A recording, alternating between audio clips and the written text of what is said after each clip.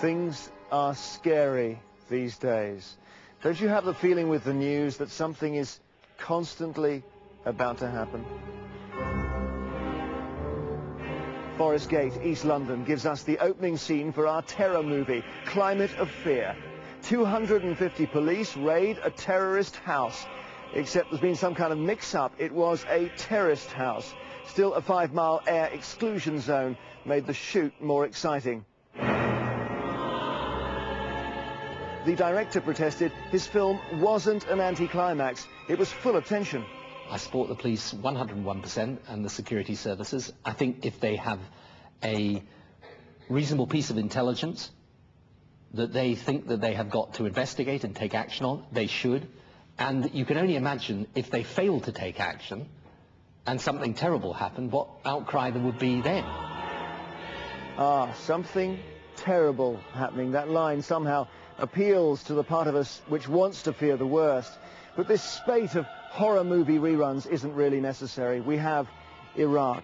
For Freddy Krueger, read Abu Musab al-Zarqawi. He's now a goner, so is that the last scene of extreme violence? This isn't going to change with the death of al-Zarqawi. We shouldn't have any illusions about this.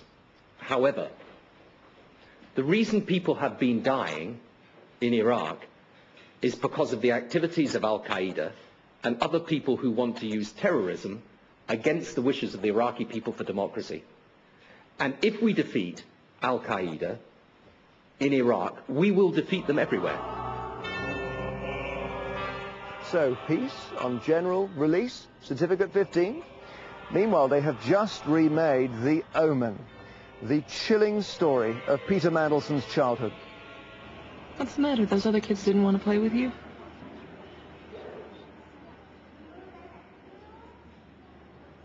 They're afraid. For real horror, you need the unexpected. Somebody actually needs to be dead and buried.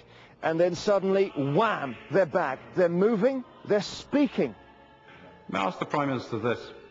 Can he confirm that the United Kingdom has given no logistical support for rendition to the CIA, nor provided any information to be used in torture? Yeah. We have said absolutely all we have to say on this. There is nothing more to add to it. And I have to say the Council of Europe report adds absolutely nothing new, whatever, to the information we have. Rendition is the practice of moving people around the world in laundry baskets and torturing them when they get out. You know the amazing thing, if you listen to that answer very carefully, there wasn't one. These horrible politicians, they make you think you're hearing things that aren't there. Over to the Hammer House of Harmon. Is it really conceivable that the CIA could be involved in these operations involving extensive flights and the extensive use of rendition, British airspace, British airports, without the British government knowing? Well, I don't know, because the whole point is that if we didn't know, we didn't know we didn't know. In horror, the originals are usually more frightening. This was The Thing from Another World, a 1951 classic. David Cameron's remake, The Tory from Another Planet, has not been at all scary so far. Anyone working in the public sector could have easily imagined that there was a rather negative message coming from my party. There's too many of you, you're lazy and you're inefficient. This is far from how I see things.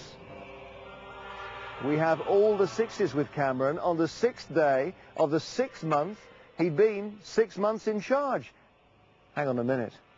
Could he be the one? He certainly put the frighteners on the other guy. I know that if, having put in this extra money, we can't show clearly and demonstrably that the service has got radically better, then the consent from the public that's necessary for the extra money is in jeopardy. So, two leading men paying homage to each other. Mr. Blair wielding the Tory chainsaw, while Mr. Cameron plays the Candyman. And the soft focus approach is working for him. 41% of people have not yet been scared out of their seats, by a nice man on a bicycle whose only policy statement so far is that he would quite like England to win the World Cup. In case you've forgotten the plot line to this ancient spine tingler, a terrifying creature falls to earth and announces it wants to be Labour's deputy leader. This year's remake has a cast of thousands. Look away if you scare easily.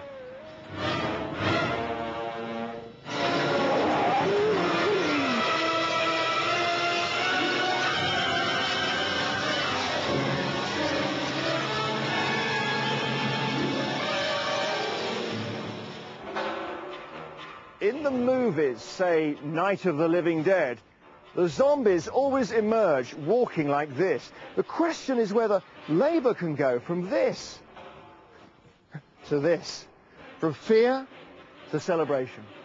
Then we might not have to crouch behind the sofa.